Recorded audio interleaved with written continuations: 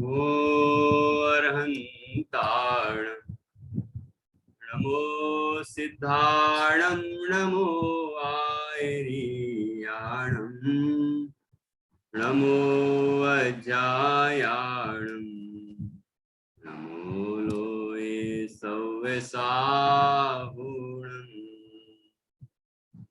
अर्हन्त सिद्ध साहु तिद्यं जीर्णं वयण पडिमाहु, जीर्ण निलयाय दिराय नम देवादिन तुम्हें बोही। मंगलम भगवान वीरो, मंगलम गौतमो गणी, मंगलम कुंद कुंदाद्यो, जैन धर्मोस्तु मंगलम। सर्वमंगल मांगल्यम, सर्वकल्याणकारकं, प्रधानं सर्वधर्माणां, जैनं जयतु शासनं, जैनं जयतु शासनम्। भक्तामर प्रणत मौलिमणि प्रभाण, मुद्योतकं दलित पाप तमोवितानं, सम्यक् प्रणम्य जिन पाद युगं युगादा, वालंबनं भव जले पततां जनानां। तुभ्यं नमस्ते भुवनार्तिहराय नाथ, तुभ्यं नमः क्षितितलामलभूषणाय, तुभ्यं नमस्ते जगतः परमेश्वराय, तुभ्यं नमो जिन्ववो दधिशोषणाय।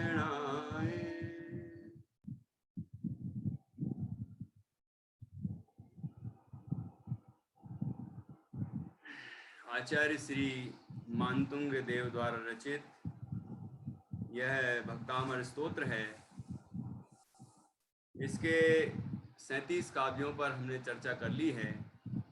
आज से हम नया प्रकरण जो आगे 38वें काव्य से आया है उस पर चर्चा करेंगे। यहाँ पर भय निवारण संबंधी बहुत सुंदर चर्चा है, और जो सप्तभय प्रसिद्ध हैं जैन शासन में, शास्त्रों में, वो भी इसमें इंक्लूड हो जाते हैं, शामिल हो जाते हैं, लेकिन उनके हिसाब से यहाँ पर चर्चा नहीं है। जैसे 7 भय हैं, यह भव भय, परलोक भय, मरण वेदना जात, अनरक्षा, अनगुप्ति भय, अकस्मात भय 7। तो इस लोक संबंधी भय, परलोक संबंधी भय, मरण भय, वेदना भय, अकस्मात भय, आरक्षा भय, अनुगुप्ति भय, ये जो भय हैं ये भी भय दूर हो जाते हैं भगवान जिनेंद्र के स्तवन से, लेकिन इनके नाम यहाँ पर नहीं लिए हैं। यहाँ तो 9 प्रसंग बताए हैं, 9 प्रसंग हैं, 9 अनिष्ट संयोग हैं, 9 विपदाएं हैं, और ऐसी विपदाएं आने पर भगवान जिनेंद्र का जो भक्त है वह ऐसे भयों से मुक्त हो जाता है और उसका जीवन आनंदमय हो जाता है। ये बात यहाँ पर बताई है।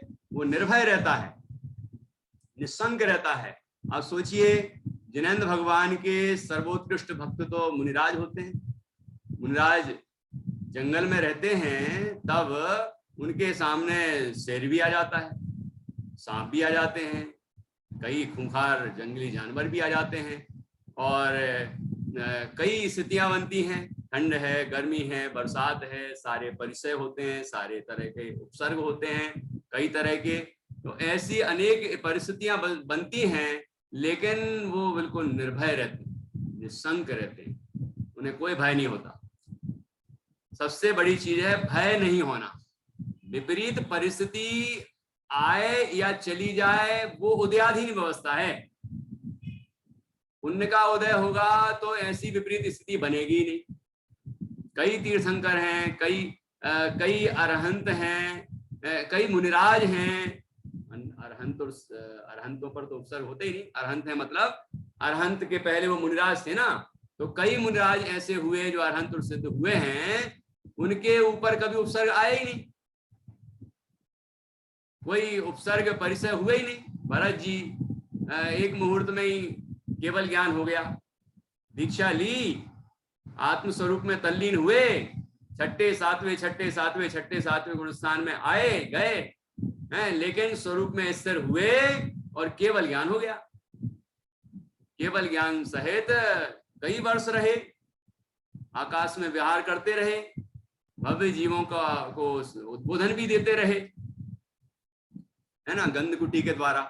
लेकिन उनको तो कभी कोई परिचय नहीं आया, कोई उपसर्ग नहीं आया, कोई विपरीत परिस्थितियां नहीं आई। कहाँ आई? ऐसे कई जीव हैं जो इतनी ही देर में नहीं हुए होंगे, केवल ज्ञान नहीं हुआ होगा, थोड़े दिन लग गए होंगे, थोड़े महीने लग गए होंगे, थोड़े वर्ष लग गए होंगे, लेकिन उनको वो बिल्कुल इन सब चीजों से विरक्त रहे, मतलब इन चीजों से विचलित नहीं हुए, या उनके जीवन में ऐसी घटनाएं घटी ही नहीं। तो हमारे डॉक्टर भारेले जी कहते हैं बार बार कि आप लोग केवल उन्हीं मुनिराजों का उदाहरण प्रस्तुत करते हो जिनके ऊपर उपसर्ग आए, जिनके ऊपर बहुत सारे परिचय आए, जिनके जीवन में बहुत कठिनाइयां आई और उनने सहन किया। लेकिन ये जरूरी थोड़ी है कि जीवन में कठिनाइयां आए ही आए, जीवन में मुनि जीवन में उपसर्ग आए ही आए। ऐसे उनसे भी उपसर्ग जैसे भी कई गुणे ऐसे मुनिराज हुए हैं जो अरहंत सिद्ध बने हैं कि जिनके जीवन में कोई उपसर्ग आया नहीं, कोई परिचय आया नहीं, कोई कठिनाई आई नहीं, कोई विपरीत संयोग बने नहीं, कुछ नहीं हुआ वो, लेकिन और उनने अपनी साधना की और केवल ज्ञान हुआ और मोक्ष गए। तो असली चीज मोक्ष कैसे होता है, केवल ज्ञान कैसे होता है? क्या उपसर्ग और परिचय सहने से होता है, या देहादिक से भिन्न अपने स्वरूप की स्थिरता करने से होता है? कैसे होता है? अपने स्वरूप की स्थिरता करने से होता है कि नहीं? छपक श्रेणी मानते हैं, मतलब कोई ऐसा नहीं कि सोच के मानते होंगे, मतलब स्वरूप में स्थिरता प्रबल हुई और कर्मों का छपन हुआ शुरू, उसको कहते हैं छपक श्रेणी। दर्शन मोहिनी तो पहले गया, चारित्र मोहिनी का नाश होना शुरू, और चारित्र मोहिनी का नाश जब पूर्ण हो जाता है, छपक श्रेणी का फल केवल ज्ञान होता है। छपक श्रेणी होती है, उसके बाद वीतरागी होते हैं, पूर्ण वीतरागी, पूर्ण सुखी होते हैं 12वें गुण स्थान में, और उसके बाद क्योंकि दर्शन मोहिनी का क्षय हो गया है, तो उसके बाद केवल ज्ञान, केवल दर्शन और छायक भी एक साथ प्रकट हो जाता है। वह क्षय ज्ञान दर्शना वर्णांतराय क्षयाच केवलम, तत्वार सूत्र का वचन, ठीक है ना। तो हमें ये विचार करना चाहिए कि जरूरी नहीं है कि हमारे जीवन में ऐसी विपरीत परिस्थिति बने ही बने, लेकिन हमारे घर में, हमारे बाहर में, हमारे वर्तमान काल में जो भी महामारी का प्रसंग चलता है, ये इतनी कठिन परिस्थितियां या कठिन संयोग ये सब बनते रहते हैं। संसार है ना, संसार में भय के कारण मिलते रहते हैं, लेकिन भय क्यों होता है जीव को? भय का कारण क्या? भय का कारण यही तो है कि कोई मुझे नुकसान पहुंचा देगा। ये द्वेष रूप कसाय है भय। ये 25 कसायों को जो राग और द्वेष में बांटा गया है, तो ये द्वेष रूप कसाय है। ये मुझे नुकसान पहुंचा देगा, इसलिए भयभीत होने लग जाता है। किससे नुकसान पहुंचा देगा? मेरे घर की चोरी कर लेगा, मेरे घर परिवार को परेशान करेगा, मेरे शरीर को नुकसान पहुंचा देगा, यही तो है ना। लेकिन जिस जीव ने ये अनुभव कर लिया है कि ये घर, ये परिवार, ये शरीर, ये परद्रव्य अणु मात्र भी कोई मेरे नहीं लगते, ये कर्म भी मेरे नहीं, नो कर्म, द्रव्य कर्म, भाव कर्म कोई मेरे नहीं, मैं तो एक शुद्ध चैतन्य आत्मा हूं। उपयोग में उपयोग है, उपयोग में रागादि नहीं, परद्रव्य नहीं, प्रभाव नहीं, उपयोग में तो केवल उपयोग है। मैं उपयोग स्वरूपी शुद्ध चैतन्य तत्व हूं। ऐसा जिस जीव ने अंतर में अनुभव किया है उसे किस बात का भय है? भय तो उसी को होता है जो अपने संयोगों को अपना मानता है। भयभीत होता, अरे संयोग दूर ना हो जाए, इष्ट का वियोग ना हो जाए, अनिष्ट का संयोग ना हो जाए, शरीर में बीमारी ना हो जाए। भयभीत भयभीत क्यों होता है जी? भेद विज्ञान के अभाव में, वैराग्य के अभाव में, पर द्रव्यों में कहीं ना कहीं राग द्वेष है इस जीव को, इसलिए होता है जीव दुखी, भयभीत। तो भय का कारण जो है उसको दूर करने का उपाय एकमात्र भेद ज्ञान ही है, और वह भेद ज्ञान भगवान जिनेंद्र के चरणों में ही उपलब्ध होता है। भगवान जिनेंद्र के चरणों में जो आता है, भगवान जिनेंद्र उसको मुक्ति का मार्ग बताते हैं। भगवान जिनेंद्र के बताए हुए मुक्ति मार्ग पर जो चलता है वो जीव भगवान जिनेंद्र का सच्चा भक्त है और वह निर्भय हो जाता है। यही बात इन 9 छंदों में बताई है, और 10वां छंद इसका निष्कर्ष का है, तो 10 छंदों में बताई है। ऐसी 9 घटनाएं, 9 प्रसंग यहाँ पर बताए गए हैं। हम एक एक प्रसंग पर चर्चा करेंगे और समझेंगे कि कैसी कैसी परिस्थितियां आने पर भी जिनेंद्र भगवान का सच्चा भक्त भयभीत नहीं होता, और भगवान जिनेंद्र का स्मरण करते ही उसका भय भाग जाता है और वह निर्भय हो जाता है, और कैसी कठिन परिस्थिति हो उसमें ही भयभीत नहीं होता। ये बात अपन समझेंगे। कुछ पौराणिक उदाहरण भी देखेंगे। ऐसे कई प्रसंग हैं जो महापुरुषों के जीवन में बने, जो ज्ञानियों के जीवन में बने, जो जिनेंद्र भगवान के जो सच्चे भक्त थे उनके जीवन में बने, लेकिन वो भयभीत नहीं हुए। ये प्रसंग हम समझेंगे, जिससे हमें समझ में आएगा कि हम कैसे निर्भय हो सकते हैं भगवान जिनेंद्र के स्मरण से, उनके द्वारा बताए हुए मार्ग पर चलकर कैसे हो सकते हैं। क्योंकि यहाँ लिखा है ना, जिनेंद्र भगवान का सच्चा भक्त। तो जिनेंद्र भगवान का सच्चा भक्त कौन है? आप लोगों ने पढ़ा होगा ना। जैन किसे कहते हैं? जिनेंद्र भगवान का सच्चा भक्त कौन होता है? जो जिनेंद्र भगवान की आज्ञा माने वो जिनेंद्र भगवान का भक्त है। जिनका भक्त सो जैन, जिन आज्ञा को माने सो जैन, कहा है कि नहीं? तो जिनेंद्र भगवान की आज्ञा मानेगा तो ही तो जैन कहलाएगा, और जैन कहलाएगा वही तो भय से मुक्त होगा, और कौन होगा? ठीक है ना। तो देखिए अपन 38वां काव्य पढ़ेंगे, और 38वें काव्य में हाथी संबंधी भय का निवारण का प्रसंग बताया गया है कि ऐसा भयंकर हाथी हमारे सामने आ जाए तो भी जो भगवान जिनेंद्र का स्मरण करने से, भगवान जिनेंद्र का नाम लेने से, उनका गुणगान करने से वह भय दूर हो जाता है। और ऐसी प्रसंग हैं जो वो भी टल जाते हैं। ये बात भी यहाँ पर बताई है, टले या ना टले, लेकिन निर्भय तो जरूर हो जाए। ये बात हमें समझना है। तो देखिए काव्य पढ़ेंगे हम और उसके बाद इस पर चर्चा करेंगे।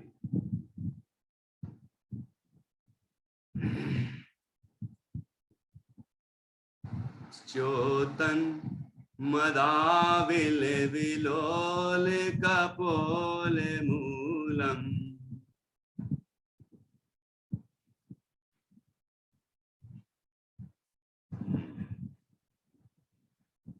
आपको देखिए ये 38वां काव्य है। यहाँ देखिए एक चित्र बना हुआ है, देखिए चित्र बना है, ये हाथी आ रहा है दौड़ता हुआ, है ना, और आके जिनेंद्र भगवान के भक्त के सामने कैसा शांत होकर बैठ गया है। बैठ गया कि नहीं? ऐसे कई प्रसंग आपको बताएंगे अभी। और मुनिराज तो बता ही दिया कि वो तो सर्वोत्कृष्ट भक्त हैं जिनेंद्र भगवान की, और श्रावक भी भक्त हैं। ठीक है, तो सबके उदाहरण देंगे और आपको समझ में आएगा कि ये बात बिल्कुल सत्य है, और ऐसा हमें भी अंदर में प्रयोग करना चाहिए। हमें भी सच्चे भक्त बनना चाहिए। केवल जैन होने से काम नहीं चलेगा, केवल नाम लेने से काम नहीं चलेगा। वो जो नाम लिया है ना, उनका स्वरूप भी तो मालूम होना चाहिए। और उनका बताया हुआ जो मार्ग है वो भी तो हमें अनुसरण करना चाहिए, तब तो होगा काम। ठीक है ना? चलिए पढ़ते हैं। च्योतन आधा ना है। च्योतन मदाविल विलोल कपोल मूल मत्तद्भ्रमर भ्रमर नाद विवृद्ध कोपम ऐरावताभ मिव मुद्धत मापतंतम दृष्ट्वा भयं भवति नो भवेदाश्रितानां।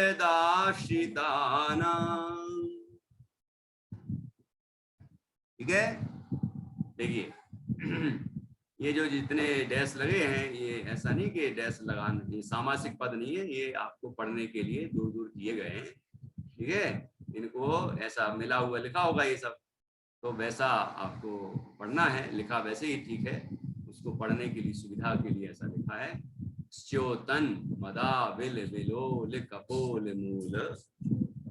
ठीक है, च्योतन आधा सा च आधा चा यो, स्च्यो स्च्यो स्च्यो। ठीक है, च्योतन मदाविल विलोल कपोल मूल मत्तद भ्रमर। मत्तद ऐसा क्यों बोला? क्योंकि भ्रा जो है ना वो संयुक्त अक्षर होगा। मत्तद भ्रमर, मत्तद भ्रमद भ्रमद भ्रमर नाद विवृद्ध कोपम ऐरावताभ मिव मुद्धत मापतंतम दृष्ट्वा भयं भयद भवति नो भवदाश्रितानां। ठीक है, अब देखिए कैसे हाथी संबंधी भय की बात की है। पहले आखिरी पंक्ति में क्या लिखा? दृष्ट्वा मतलब देखकर, उसको देखकर, भयं भवति नो, भयं नो भवति, नो अंग्रेजी का नो नहीं है, हिंदी का ना से ना का नो है ना, तो नो नहीं है ना, नहीं होता, भवति मतलब होता, तो भय नहीं होता, उसको देखकर भय नहीं होता। किसके भय नहीं होता? किसके अंदर? भवत आश्रितानाम। भवत मतलब आपके, भगवान जिनेंद्र के आश्रितानाम, आश्रितों को। भगवान जिनेंद्र का जो आश्रित के शरण में होता है, भगवान जिनेंद्र की जो शरण में होता है, उसे ये भय नहीं होता। लिखा है कि नहीं लिखा कि भय भाग जाता है, मतलब वो हाथी भाग जाता है, ऐसा लिखा है क्या? हाथी भाग जाता है ऐसा तो नहीं लिखा ना, ये लिखा है कि हाथी संबंधी भय दूर हो जाता है, भय भाग जाता है, भय नहीं होता है, ये लिखा है ना। तो ये ध्यान रखना है कि क्या कह रहे हैं आचार्य को। ठीक है, तो हम मर्म समझेंगे तो ही हमें उसका फायदा होगा। भक्तामर का रहस्य समझेंगे तो भक्तामर की असली महिमा आएगी, है नहीं तो कभी है आपने हाथी आया बहुत भयंकर और आप खड़े ही हैं और आपने ये काव्य बोला और आप फिर कहेंगे बाद में कि हाथी तो हमें कुचल गया, और आपने बोला था कि ये काव्य पढ़ने से तो हाथी भाग जाता है। काव्य पढ़ने से हाथी नहीं भागता, हाथी संबंधी भय भागता है।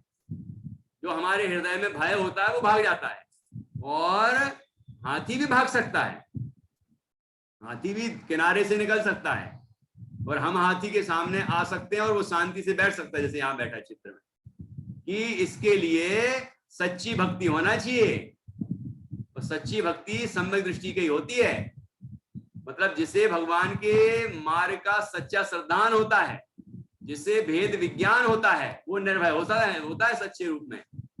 जिसे ये देह को कुचल देगा है तो मानता है कि मुझे कुचल देगा, ऐसे जीव को तो भय ही होगा, और वो खड़ा भी रहे तो भी वो इसका मतलब ये नहीं कि वो निर्भय है। समझ आया कि नहीं आया? वो उसके हृदय में क्या चल रहा है वो देखना पड़ेगा। ठीक है, वास्तव में तो देह से भिन्न जो आप अपने को आत्मा जानेगा उसके भय होगा ही नहीं, पहली बात। एक और यदि वो सच्चे रूप में जिनेंद्र भगवान का स्तमन करेगा, गुणगान करेगा, तो उससे जो पुण्य संचय होगा तो पुण्य संचय होने से पहले तो ऐसे विपरीत प्रसंग बनेंगे नहीं, वो कदाचित बने पूर्व पाप के उदय से, तो पुण्य का उदय आने पर वो संकट टल जाएंगे। देखो कर्म सिद्धांत को तो समझना पड़ेगा। जब ये है भगवान जिनेंद्र के मार्ग को समझना, मार्ग का अनुसरण करना। इस बात को समझेंगे तो हमें ये काव्य का रहस्य सही रूप में समझ में आएगा। अब देखते हैं कैसा हाथी है वो, कैसा हाथी है। देखिए, च्योतन चू रहा है क्या? मद, मद मतलब कहते हैं ना वो मद चू रहा है। मद चू रहा मतलब ऐसे कान के बगलों से वो पानी चूता है, निकलता है। वो जो मदमत्त हाथी होता है ना, एकदम बलिष्ठ और गुस्सा करता है या फिर एकदम बहुत शक्तिशाली होता है, वो पेड़ों को उखाड़ के फेंक देता है, ऐसा जो हाथी है उसके अंदर गर्मी है ना बहुत तेज, तो वो उसके यहाँ से मद निकलता है ना, मद जल बोलते हैं उसको, ऐसा निकलता है। तो मदाविल विलोल, मदाविल मद से, मद प्लस आविल, मद से लिप्त है ना, उससे मद जल से वो जैसे अपने पसीना निकलता है, पसीना आना तो बुरा ही माना जाता है कि भाई भयभीत हो गया होगा इसलिए आ रहा है ना, लेकिन वो तो मदमत्त है एकदम, है ना, शक्ति के कारण ऐसे ऐसे जल निकलता है, उसको मद जल बोलते हैं। तो मद जल निकल रहा है, एक बात। मद जल चू रहा है, पहली बात। हाथी की पूरा चित्रण कर रहे हैं, ध्यान से सुनना कि हाथी कैसा है वो, कि उसके ये गंडस्थल कहलाते हैं, यहाँ से कानों के पीछे से कनपटी से यहाँ से मद जल झर रहा है, चू रहा है, एक बात। दूसरा, विलोल कपोल मूलम, एक तो वो मद जल से मलिन है, और दूसरा विलोल, विलोल मतलब ऐसे ऐसे ऐसे चंचल है, हिल रहा है वो, है ना, हिला रहा है सिर को, गुस्सा आएगा तो हिलाएगा ना वो, तो हिला रहा है। उसको गंडस्थल जो कपोल मूलम, कपोल मूल मतलब ये कपोल कपोल ये कान है, कान के मूल नीचे है ना, ये तो ये जो हिस्से हैं गंडस्थल कहलाता है। कनपटी कहते हैं ना, कनपटी, तो ये कान है और ये कनपटी है नीचे उसके, है ना, कनपटी। तो वहां से मद जल झरता है। और अब क्या हो रहा है, देखो ये तो हो गया मद जल की बात। अब देखना ये और क्या हो रहा है कि च्योतन मदाविल विलोल कपोल मूल मत, एक बात, मत तद भ्रमर नाद विवृद्ध कोपम। दूसरी बात देखिए, दूसरी क्या कर रहा है वो हाथी के, क्या हो रहा है कि मत तद भ्रमर नाद, भ्रमर अर्थात भंवरा, भंवरों के नाद से वो जो जल होता है ना, मद जल झरता है, वो मीठा होता है, ठीक है। तो वो उसके जैसे कि फूलों के ऊपर भंवरे मंडराते हैं, फूलों का पराग चूसते हैं, फूलों के रस में मिठास होती है, ऐसे ही इसके गंडस्थल से जो पानी निकल रहा है उसमें भी मिठास होती है, इसलिए भंवरे वहां गुनगुनाते हैं। और उनके गुनगुनाने से भ्रमर नाद, भ्रमर के नाद से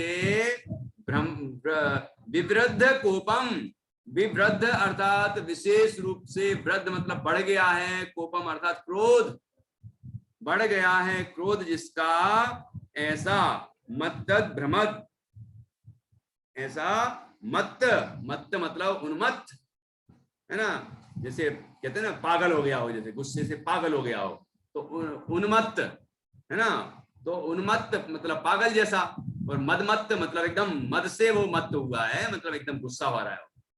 असली में पागल नहीं हुआ है हाथी, लेकिन मदमत्त है वो, मद से, अहंकार से, क्रोध से वो एकदम पूरे हलचल मचा रहा है, उठा पटक कर रहा है ना। ऐसा उन्मत्त जो है हाथी, उसके ऊपर भौरे जो हैं, भ्रमद मतलब गुनगुना रहे हैं, है ना, मंडरा रहे हैं, भ्रमद मतलब भ्रमण कर रहे हैं, भ्रमद तो भ्रमद मतलब भ्रमण कर रहे हैं, मतलब मंडरा रहे हैं। मदमत्त हाथी के गंडस्थल पर जो भंवरे मंडरा रहे हैं, वे जब गुनगुनाते हैं, वो गुंजायमान अपनी आवाज करते हैं, उससे जिसका क्रोध बहुत ज्यादा बढ़ गया है, ऐसा कौन? ऐसे ये दो बातें किसके बारे में बताई हैं? ये हाथी के बारे में बताई, आगे बता रहे हैं। और कैसा है वो हाथी? ऐराव ताव मिव मुद्धत मा पतंतम। सुना? ऐरावत, ऐरावत तो सुना होगा ना, ऐरावत आव, ऐरावताव, ऐरावत प्लस आव, आव मतलब होता है जैसा, ऐरावत हाथी के जैसा, ऐरावत हाथी के समान, है ना, ऐरावताभम, यहां तक जाएगा, है ना। वो जो छोटी की मात्रा, माँ में छोटी की मात्रा लगी है, उसके जो माँ है, वो जो माँ है, ये माँ इधर निकल के आएगा, इसकी बिंदी बन जाएगा, है ना। एर आभम, आभम मतलब के समान। और यहाँ पर जो ई बचा, ई और भ, तो इभ, है ना, इभ, तो इभ में जो देखिए ये इभ है ना, ये इसको संधि विच्छेद किया है, तो इसमें से म निकला तो आभम हो गया, और इभ, और यहाँ का जो माँ है तो इभम, इभम का अर्थ होता है हाथी। बच्चे याद रखें, इभ छोटी ई और भ, इभ का अर्थ होता है हाथी। हाथी, गज, गजराज, ये सब पर्यायवाची हैं। हस्ती, ऊपर लिखा है हस्ती, ये हस्ती लिखा है ना, हस्ती, तो हस्ती, ये सब पर्यायवाची हैं, तो आपके स्कूल में भी काम आएंगे हिंदी संस्कृत में। चलो, तो ऐराव ताभ मिभ इभ मतलब हाथी, उद्धतम, उद्धतम जो उद्धत हुआ है, एकदम पगला गया है समझ लो, और एकदम गुस्से से पागल सा होकर एकदम यहाँ वहां इधर उधर के उठा पटक कर रहा है, ऐसा हाथी आपतंतम, आ पड़े। बताओ, अचानक आ जाए तो क्या होगा? ऐसा हाथी अचानक आपके सामने आ जाए तो क्या होगा? क्या होगा समर्थ? बताओ, सोचो कि ऐसा हाथी यदि हमारे सामने आ जाए तो क्या परिणाम होगा? चलो बताओ, कौन बताएगा? कभी कल्पना कर सकते हो समर्थ कि ऐसा हाथी तुम्हारे सामने आ जाएगा तो तुम क्या करोगे? क्यों अंजलि, नहीं सॉरी अंजलि जी, वो अंशिका से बोलना था। क्यों अंशिका है? बोधिता बताओ।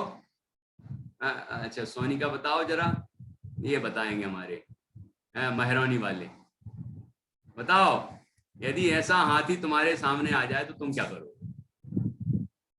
समर्थ बता रहे, सही सही बोलना, देखो यार, बस मम्मी ने बता दिया कि ऐसा बोल देना जल्दी से। बताओ नित्या, क्या करोगी तुम?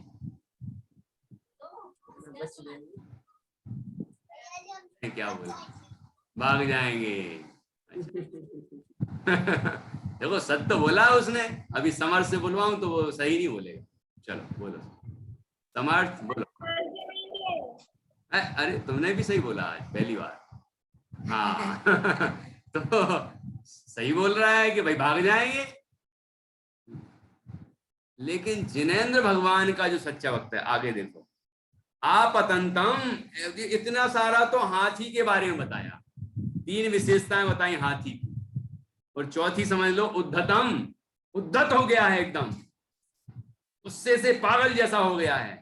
और ऐसा हाथी उठा पटक मचाता हुआ, लोगों को पछाड़ता हुआ, पेड़ पौधों को तोड़ता हुआ और दौड़ता हुआ अचानक आपके सामने आ जाए तो क्या करो? लेकिन यहां देखना क्या किया है, दृष्ट्वा भयम भवति नो भवदाश्रितानाम। ये हम लोग जो मोही हैं वो भाग सकते हैं, जो भेद विज्ञानी नहीं है वो भाग सकते हैं। हाँ, भेद विज्ञानी भी के भी भय कसाय होती है, श्रावक के भय कसाय होती है, वो भी भाग सकता है कदाचित। सभी श्रावक नहीं भागेंगे, लेकिन कोई भाग भी सकता है बचने के लिए, लेकिन मुनिराज तो कभी नहीं भाग सकते, मुनिराज तो कभी नहीं भाग सकते हैं। समझ आएगी नहीं? मैं सब प्रसंग सुनाऊंगा आपको अभी। तो अब यहाँ क्या लिखा है कि ऐसे हाथी को दृष्टवा मतलब देखकर आता हुआ देखकर भयम भवति नोह, भय नहीं होता, निर्भय रहता है भगवान जिनेंद्र का भक्त। कौन? भवद आश्रिता नाम, आपके आश्रित, आश्रित है जो भगवान जिनेंद्र का, जिसने आश्रय लिया है, भगवान जिनेंद्र की जिसने शरण ली है, भगवान जिनेंद्र के मार्ग पर चलने वाला है जो, भगवान जिनेंद्र जिसके हृदय में बसते हैं, ऐसा जो भगवान जिनेंद्र का सच्चा भक्त है, उसके हृदय में भय रंच मात्र भी उत्पन्न नहीं होता। आपको पता है जीवंदर चरित्र पढ़ा होगा आपने कि नहीं पढ़ा? जीवंदर चरित्र कितने लोगों ने पढ़ा है? देखो भैया, जीवंदर चरित्र नहीं पढ़ा। कोई फिल्म का नाम लेंगे तो आप भी बच्चे कहेंगे हमने देखी, बड़े लोग शर्माएंगे, लेकिन वो अंदर अंदर सोचेंगे हाँ हमने भी देखी।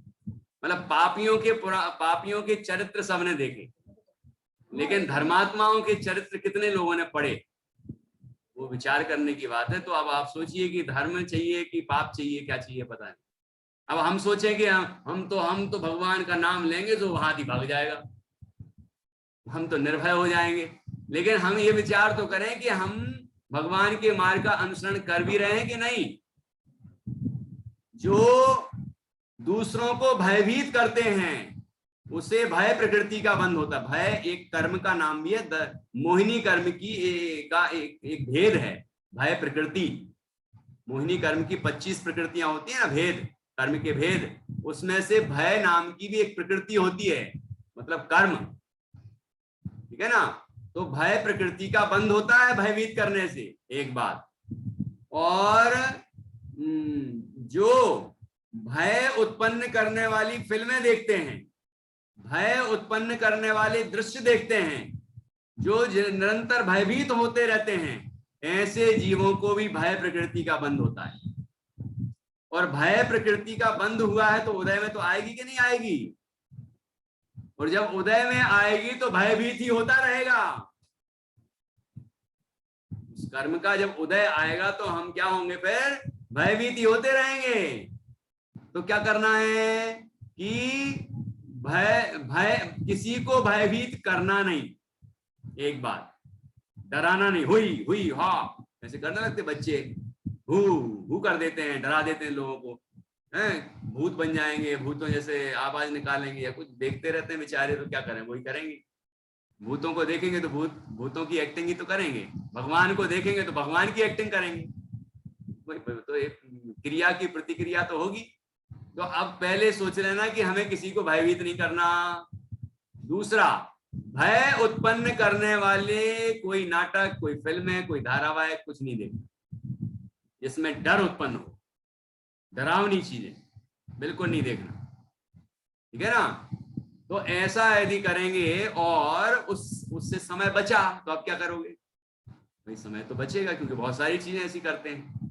अब उससे समय बचा तो क्या करना कि जिनवाणी का स्वाध्याय करना। स्वाध्याय करेंगे तो भगवान जिनेंद्र ने जो मार्ग बताया है वो हमें समझ में आएगा, और समझ में आएगा तो हम उसका अनुसरण करेंगे और उसके अनुसार भेद विज्ञान करेंगे, शरीर आदि से भिन्न अपने आत्मा को जानेंगे, पहचानेंगे, उसको उसमें लीन होंगे, उसका अनुभव करेंगे, ठीक है। तो हम भी, हमारे अंदर भी अनंतानुबंधी आदि प्रकृतियों का अभाव होगा, दर्शन मोहिनी का अभाव होगा, और आगे जितने साधना को बढ़ाएंगे उतने कर्म कसायों का, कर्मों का अभाव होगा। तो हम निश्चित रूप से निर्भय होंगे, निशंक होंगे और सुखी होंगे, ठीक है ना। तो यहाँ पर क्या बताया? तो मैं क्या बता रहा था? जीवनधर चरित्र बता रहा था ना आपको। जीवनधर कुमार का नाम तो सुना ही होगा, चलो मैंने बोला है तो सुना ही होगा ना। वैसे मैंने बच्चों को 4-5 कहानियां तो सुनाई हैं, ठीक है। तो उसमें मैं जीवनधर कुमार की कहानी सुनाई, लेकिन ये प्रसंग नहीं सुनाया मैंने, तो आपको बता देता हूँ। जीवनधर कुमार, गृहस्थ का उदाहरण दे रहा हूं पहले मैं। जीवनधर कुमार एक नदी के किनारे जा रहे थे, ठीक है, और वहां से बहुत सारे लोग नहा धो के और इस तरफ आ रहे थे नगर की ओर वापस, और ये जीवनधर कुमार और कुछ लोग और जा रहे थे उस तरफ, ऐसा जाना आना लगा ही रहता है। तो एक हाथी, बहुत भयानक, जैसा प्रसंग यहाँ बताया ना, ऐसा भयानक हाथी उठा पटक करता हुआ, लोगों को उठा के फेंक रहा है, पछाड़ रहा है, लोगों को कुचलता हुआ और आता जा रहा था।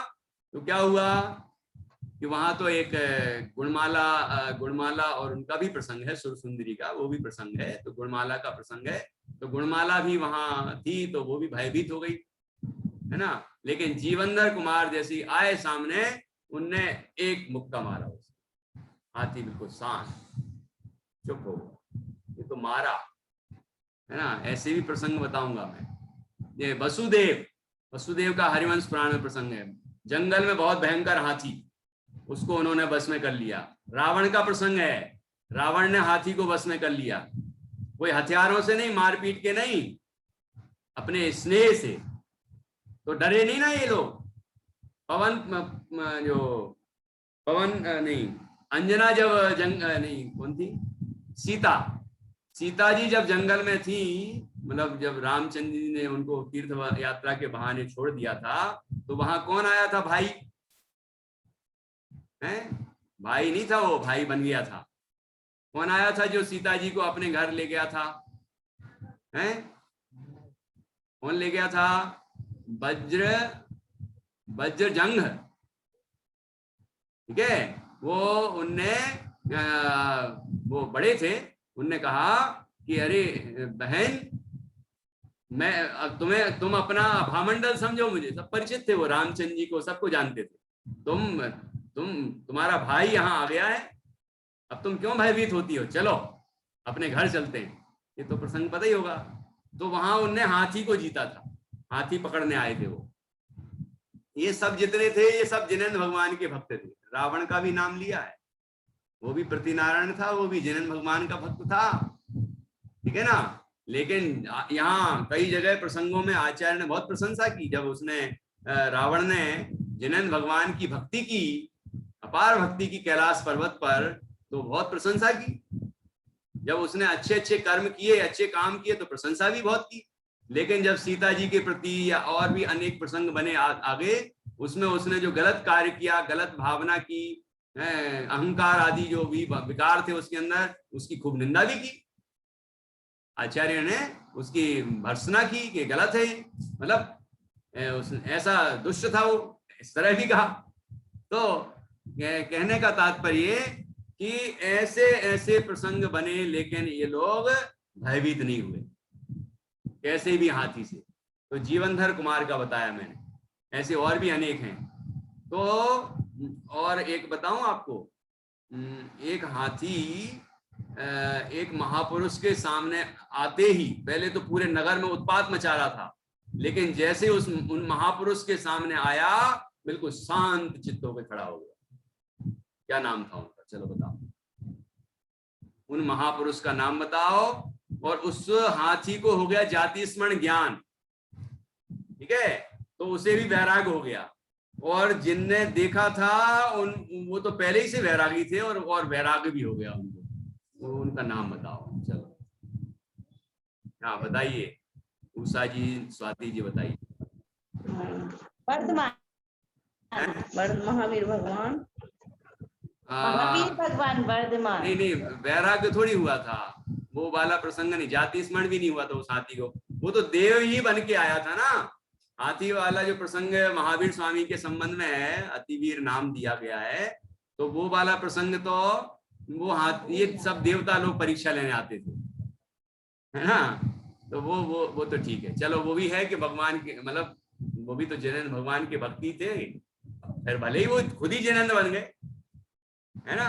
महावीर स्वामी जब तक गृहस्थ थे तब तक तो भक्ति कहलाएंगे। चलो, तो अब मैं दूसरा कोई नाम जानना चाह रहा हूँ, हो सकता है कोई बता दे। ये परिवार बता सकता है, मेहरौनी वाले। क्या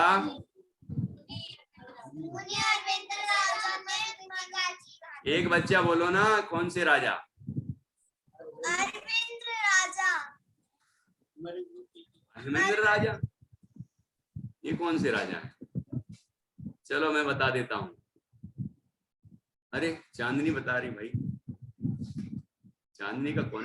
पारसनाथ और कमट का जीव था। नहीं, वो तो हाँ, वो पूर्व भावों की घटना है। देखो अच्छा बताया आपने। जी। हाथी का प्रसंग चल रहा है ना, तो मैं तो चाह ही रहा था कि हाथी के प्रसंग बहुत सारे बताए जाएं आपको। चलो एक बात ये बता दी, लेकिन मैंने जो सोचा है वो नहीं थे।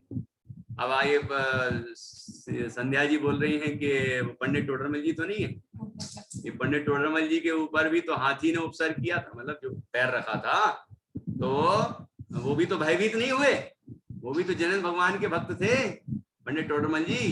चलो ये अच्छा बताया, लेकिन मैं जो बताना चाह रहा हूँ वो वाला नाम नहीं आया। और कोई है जो बताना चाहते हैं?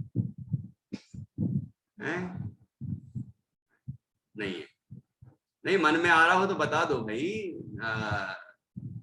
आरोही कह रही है नानी बताएंगे। अनम्यूट करके बताइए यदि कर सकें तो। हाँ बताइए। भरत थे। क्या भरत। बात है, दे जवाब बिल्कुल हमारी सासू जी दे सकती, बिल्कुल सही जवाब दिया है। भरत जी, भरत चक्रवर्ती वाले भरत नहीं, रामचंद्र जी के भाई भरत। भरत का ये प्रसंग है, बिल्कुल सही जवाब दिया है। भरत भरत जी आ रहे थे, यहाँ हाथी नगर में उत्पात मचाता हुआ आ रहा था, और जैसे ही भरत जी को देखा बिल्कुल शांत हो गया, और पूर्व भाव का उसको स्मरण हो गया। इनके पूर्व भाव से संबंध था उसका, है ना।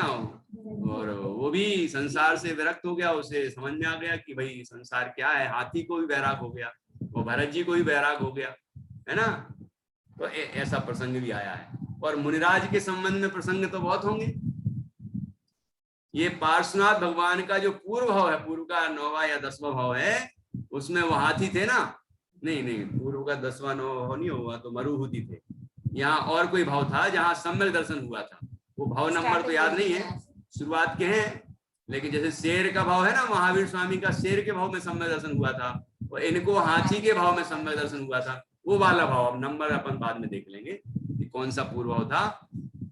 तो वो हाथी भी इसी तरह का भयानक दृश्य उपस्थित करता हुआ आ रहा था, और आते ही जैसे ही उसने मुनिराज को देखा, और मुनिराज बिल्कुल स्वरूप की साधना में मग्न थे, उनकी शांत मुद्रा को देखते ही बिल्कुल शांत हो गए और जाके उनके चरणों में बैठ गए। फिर मुनिराज का ध्यान जब पूर्ण हुआ और उन्होंने हाथी को संबोधित किया, तो हाथी को सम्यक दर्शन की प्राप्ति हुई, वेद विज्ञान उत्पन्न हुआ, आत्मानुभूति हुई, है ना। ऐसा तो ऐसे कई प्रसंग हैं। और हाथी तो मुनिराजों के सामने तो कई हाथी आ सकते हैं, है ना, तो उनको तो भयभीत होते ही नहीं, सवाल ही नहीं।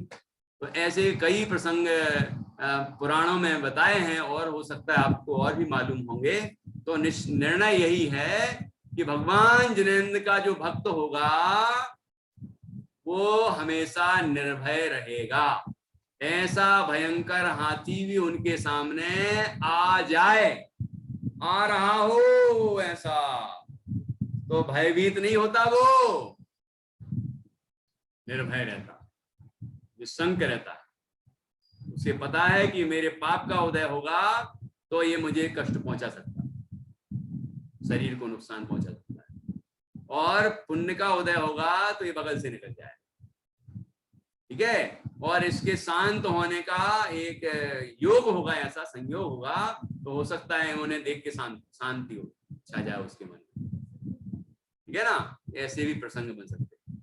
मुनिराज तो कभी अपने रास्ते से हटेंगे नहीं, भले ही वो वहां खड़े होकर अपने स्वरूप की साधना में मग्न हो जाएं, लेकिन भय से भयभीत तो होंगे ही नहीं, और भय से एक कदम भी इधर का उधर नहीं करेंगे कि बगल में हो जाएं। ऐसी महान स्थिति होती है। और ये हाथी के सामने भी नहीं जाएंगे, नहीं, ऐसा नहीं समझना कि वो तो मुनिराज हैं, बड़े साधक हैं, तो रोड पे चल रहे हो तो सामने आ जाएं, कार के सामने आ जाएं, देखता हूं जो आयु कर्म में होगा हो जाए, ऐसा नहीं है ना। वो तो साइड से ही चलेंगे, ईर्या समिति से ही चलेंगे, है ना। लेकिन अचानक कोई आ जाए तो भयभीत नहीं होंगे, भय से एक कदम भी इधर से उधर नहीं होंगे। उस उपसर्ग को आते हुए देखकर बिल्कुल शांति पूर्वक अपने स्वरूप में लीन हो जाए, ये साधना करते हैं। अभी शेर का प्रसंग भी आएगा ना, शेर का भी प्रसंग आएगा, तो उस प्रसंग में मैं आपको कुछ उदाहरण सुनाऊंगा, आप भी सोचना, है ना, आप भी बताना कि ऐसा भी प्रसंग है, ऐसा भी प्रसंग है, और हम सब मिलके उन महापुरुषों को भी याद करेंगे इस प्रसंग में, और अपने अंदर के जो भय हैं उसको दूर करेंगे और निर्भय होंगे, निशंक होंगे। ऐसा हमें भक्तामृत स्तोत्र के माध्यम से ऐसा निर्भय और निशंक होने का प्रयत्न करना चाहिए। एक बार और ये 38वां काव्य पढ़ेंगे, आज की चर्चा यहाँ पूर्ण करेंगे जिनवाणी शुद्धि पूर्वक। स्योतन्मदाविल विलोल कपोल मूलम मूल, फिर से स्योतन्मदाविल विलोल कपोल मूल, भ्रमर नाद विव्रत कोपम, ऐरावताभमिव मुद्धत मापतन्तं, दृष्ट्वा भयं भवति नो भवेदाश्रितानां,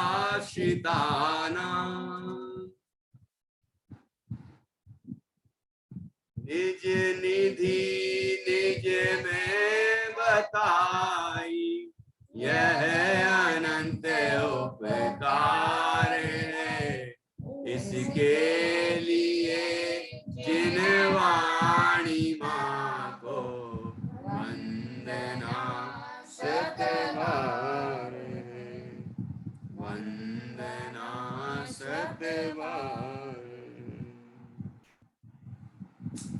सभी 9 बार नमोकार मंत्र के माध्यम से पंच परमेश जी का स्मरण